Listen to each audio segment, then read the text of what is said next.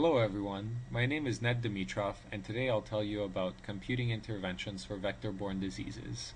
And this is joint work with David Morton in the OR department of UT Austin, Sahotra Sarkar and Stavana Struts, who are both in the biology department at UT Austin, and Stephen Schmansky, who's in the US Army and now works for the Pentagon. So I'll tell you today about a general model for computing interventions for vector-borne diseases. But I'll do that by introducing the specific example of Leishmaniasis in Texas. So before I do that, let me tell you a little bit about what Leishmaniasis is, since you may not have heard of it before. Leishmaniasis is a protozoan infection, and there are two main types of Leishmaniasis: cutaneous Leishmaniasis and visceral Leishmaniasis, where visceral is the much more dangerous one. Now typically what Leishmaniasis does, or at least the cutaneous form, is it creates a small volcano-shaped pit in your skin after a boil erupts, and then that volcano-shaped pit remains in your skin essentially forever, being painful throughout. So at risk in the world are 88 countries and 350 million people. And over here you can see risk maps provided by the World Health Organization. On the left you see cutaneous Leishmaniasis, and on the right you see visceral Leishmaniasis. So one thing I'd like to point out is that the US here isn't necessarily at risk, though that's changing, and we'll see that throughout today's talk. Another thing I'd like to point out is that both Iraq and Afghanistan are risk areas for Leishmaniasis, and that's one of the reasons why the US Army is interested in this particular disease, because we have to protect US troops in those areas. So Leishmaniasis gets spread by vectors and reservoirs. So you basically get Leishmaniasis if you're bitten by a sandfly carrying the protozoan infection. So there are 20 sandfly species that can act as vectors, and there are many reservoirs. For example, humans, dogs, rats, and many other mammals that complete the life cycle of the disease. So today we're going to focus on Leishmaniasis in Texas. And what I'm providing you here is a map of Leishmaniasis cases in Texas from the early 1900s to now. So one thing I'd like you to notice is that there's basically been a steady spread north of the disease. And in today's talk we'll see why that is. But in Texas, the spread of Leishmaniasis is driven by 2 sandfly species and 3 field rat species. And as you can see in the map, there's been this steady spread north from the Mexican border. But the basic disease control question we're going to ask in today's talk is the following. We're going to have an area of study here, the area designated with this square. And Leishmaniasis is present in the counties here in red. The counties in gray are going to be a buffer zone for us. And what we want to do is contain Leishmaniasis in the red counties and prevent it from spreading to the blue counties that are on the border of this region of interest. So the question is how to contain the spread of this vector-borne disease given modes of vector or reservoir control. Here's a brief overview of the rest of the talk. First, I'm going to introduce you to a general model for vector-borne diseases, and this is going to proceed as a bunch of questions and answers. And for each of these questions, we'll answer the question generally, and then we'll see how it applies to Leishmaniasis in specific. Then we'll look at algorithms for computing controls, and we'll look at some computational results at the end. So let's begin with a basic question. When we're modeling a vector-borne disease, one very important thing is to know where the vectors and reservoirs live.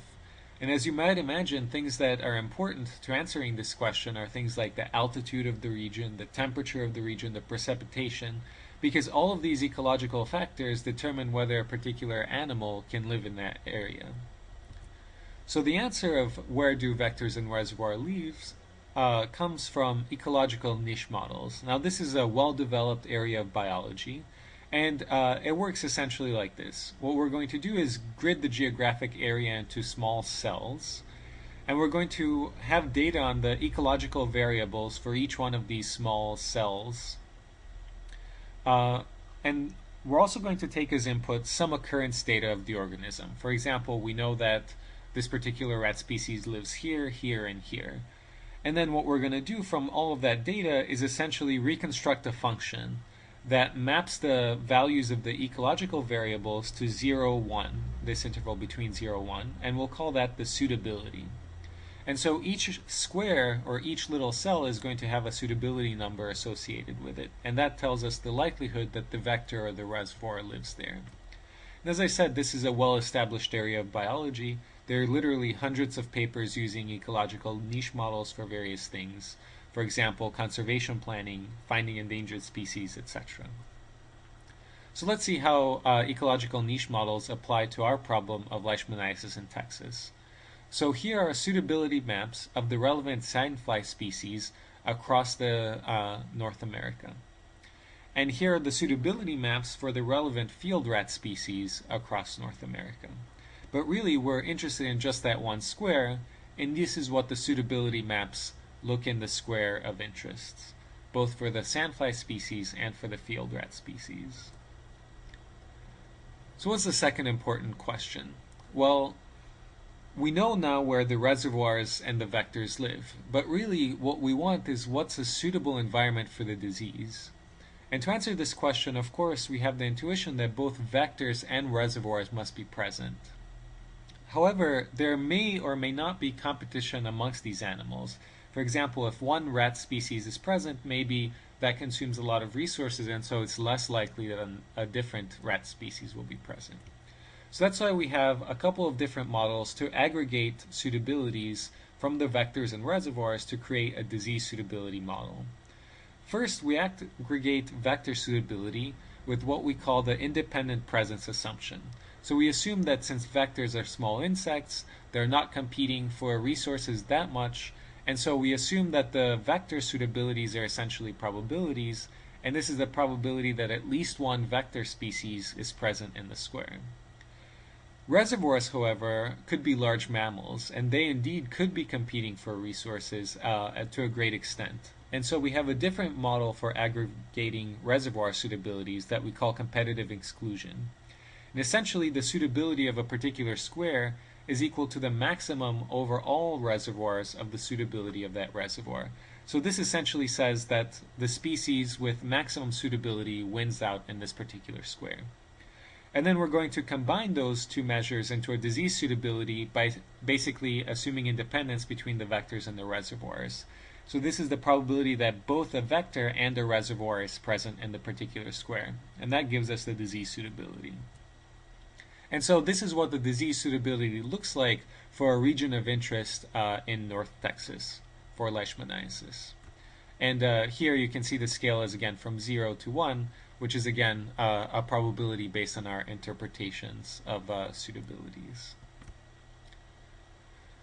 So the next question that we have to answer is, now that we have disease suitabilities, how does the disease spread geographically? Well, there's a couple of things that are going to come into play here. First is locality. The disease basically spreads due to the underlying animal movement, and so it's not likely to jump from one geographic area to another one that's very, very far away. But it's also, this movement is dependent on the disease suitability. The disease is not likely to go into an area where there isn't high suitability, where there aren't vectors and reservoirs present. And the basic way that we're going to model this disease spread is with a biased random walk on cells. So let me explain to you how that works. Now, instead of having the 2D cells, I'm just going to do it in 1D because it's a little bit easier to explain.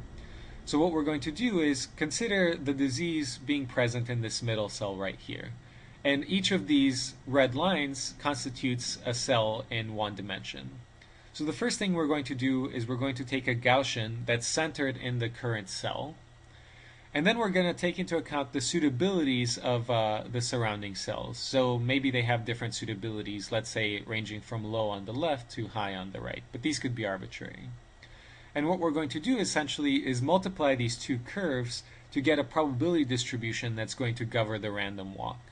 So what this does essentially is it accounts for locality because of the Gaussian that's centered at the current cell. But this locality is skewed towards a direction of high suitability because we multiplied it with this high suitability curve to get our real probability distribution. But really another way you can view this is as an accept-reject model. First we generate a point from the Gaussian, and then we accept or reject that based on the probability of the disease suitability in a particular destination cell. And so here's how the disease spread looks for Leishmaniasis. We've started Leishmaniasis in the middle of our square of interest here. And so this is how the disease is spread after 21 steps, 41 steps, 61 steps, 81, and 281. So one thing I'd like you to know is that there's this roughly circular spread. That's because of the locality assumption that we had. But it's not really exactly circular. You can see lots of variability here on the edges. And that's due to the fact that we have this biasness towards cells with high suitability. Okay, so now that we have a disease spread model, we'd like to ask the question, how do we control the spread of the disease? So to answer this, we first have to have an objective function for which we're trying to optimize. So we may want to stop the spread of the disease from getting to a particular area, but we may also want to mitigate the impact of the disease. Maybe we can't stop it to getting to a particular area, but we can sort of make it not as bad that the disease is present. So one way that we could do this is by having penalties for each geographic area. And maybe the penalties are higher for some areas than other areas. But another question besides formulating an objective function is what can we actually do to sort of control that objective?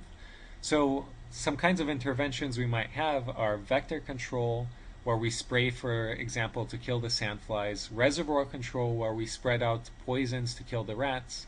We might have treatment options where we provide drug supply so that people sick with the disease can get treated. And it may be possible that some of these options are available in some geographic areas but not others. So the basic way that we go about modeling the disease controls is with Markov decision process design. It works as follows. We're going to be given an intervention budget that we can use to purchase actions. And then we have two stages. In the first stage, we decide which action area pairs to purchase. And in the second stage, you operate an MDP. So that this transition probabilities of the MDP are governed by the transition probabilities of the disease, and the actions of the MDP are basically the control actions that we've purchased in the first stage. So here's what the formulation looks like, and this is what I want you to get out of it. You can basically gloss over this stuff over here. And I just want you to think of the function h as encapsulating the operation of the MDP. So z are the design choices that we've made in terms of which action area pairs to purchase. And c is some uncertainty about the disease. So for example, we might be uncertain exactly what the initial conditions of the disease are. And then our optimization problem is like this. We want to make the best design options subject to the budget constraint on operation so that we maximize the expectation over the unknown factors about the disease of the operation of this MDP. And so here's how we apply that to Leishmaniasis in specific. So our objective is going to be to prevent the disease from getting to this border area indicated here in black. And our actions are going to be to spray an individual cell inside of the area that has Leishmaniasis right now. So inside of this grayish area right here. And we're going to have a cardinality budget on how many cells we can spray. So in particular, to make this slightly more formal, we're going to have a penalty of 1 if the random walk reaches the boundary. And we're going to look at a discounted infinite horizon MDP. And what spraying a cell does is it essentially makes that cell into an absorbing state. So if the random walk hits that cell, it can't move forward because there's no reservoirs or vectors in that cell. We've killed them. And so the disease dies out when it hits that cell. So here's where we are in the talk. We now have a fully specified model for vector-borne disease control. And so now we're going to talk about algorithms on how to actually compute intervention actions, and we're going to finally conclude with some computational results. So one way that we can go about computing the intervention actions is to just use that MIP formulation we saw a couple of slides ago. But the problem is that that's a very poor formulation. In other words, the LP relaxation is so poor that it doesn't get you very far to solving that problem. But it turns out that, at least for spraying for vectors, that placing absorbing states in a random walk is a submodular function. So what is a submodular function? Well, we'll say that the function f, that takes as input a set of cells we've decided to spray A, is the probability that the disease is absorbed in one of the states that we've sprayed. And this function is submodular if it has the following property. Consider a set A that's a subset of a set B. Then adding a new cell S to A gives us a bigger bump than adding that same set cell S to B. So in other words, there's basically a decreasing bang for buck as we increase the number of states that are sprayed. Submodularity gives us the following nice things. First, it gives us a greedy approximation algorithm that gives us an approximation factor of 1 minus 1 over e. And it also gives us another nice property, which is an algorithm-independent posterior bound. So what this means is that I can come up with a solution t in whatever way that I want, and that then I can upper bound the difference between that solution and the optimal solution just using properties of submodularity. And so that is going to allow us to explore other algorithms besides this greedy algorithm, because then we can use this posterior upper bound to just tell us how far away from optimal we are. So here's how the greedy algorithm works. We're going to start by not spraying any cells, and then we're going to iterate, and in each step we're going to find the cell that basically maximizes the bump in the objective function, and we're going to add that cell to our set A, and we're going to stop when we've reached our cardinality budget. So what does the runtime for this algorithm look like? Well, suppose that we have n cells total and we have a spray budget of k. So that means we're going to have to do this loop k times, and every time that we do the loop we have to find the set that maximizes this bump. Well, figuring out this bump for one particular cell turns out to be solving one n by n linear system. So for each loop we have to solve about n by n linear systems. So let's consider a particular example of this running time. So in this example, just imagine that we have a square with 265 cells on a side, which gives us about 70,000 cells total. And let's say that it just takes us just a half a second to solve one of these n by n linear systems. That's 70,000 by 70,000. So if it takes us just a half a second to solve one, it ends up taking us 10 hours to just get a single placement, just to find the first cell to add to our set. So as you can see, even though you're used to thinking of greedy algorithms as being very fast, in this particular case, the greedy algorithm can in fact be quite slow. But it's really not all bad. It turns out that it's highly parallelizable. That's because we can compute the bumps for each cell individually across many cores and many machines. And it turns out that you can further reduce the running time by a factor of maybe 3 to 5 using submodularity properties. But what we've done is we've created a new algorithm based on our MDP interpretation. So here's how this new MDP heuristic works. We're going to start with an empty set A, again, of cells. So A is going to be the cells that we want to spray, and we're going to start with that being empty. And then we're going to loop doing the following. We're going to solve the MDP using the spray actions in A, and that's going to give us primal variables x's and dual variables v's. And we're going to add the cell S that maximizes the primal times the dual. So what's the idea behind this algorithm? So first, let's interpret these primal and dual variables of the MDP generally. So the v values can be interpreted as the probability of reaching the boundary given that we start in cell S. Because if you recall, we had just a penalty of 1 if we reach the boundary. So v is about the probability of reaching the boundary given that we start in S. And the xs's, it turns out that you can interpret as the expected number of times the particle is in state S. So now consider the special case that we never backtrack, we never go and hit a cell twice. That means that we can reinterpret x as the probability of getting to state S.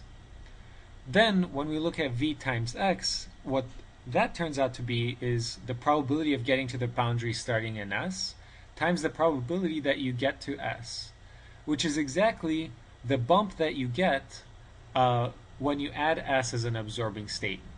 The paths that go through S are computed all here, and those are exactly the paths that you stop when you add S as an absorbing state when it wasn't an absorbing state before.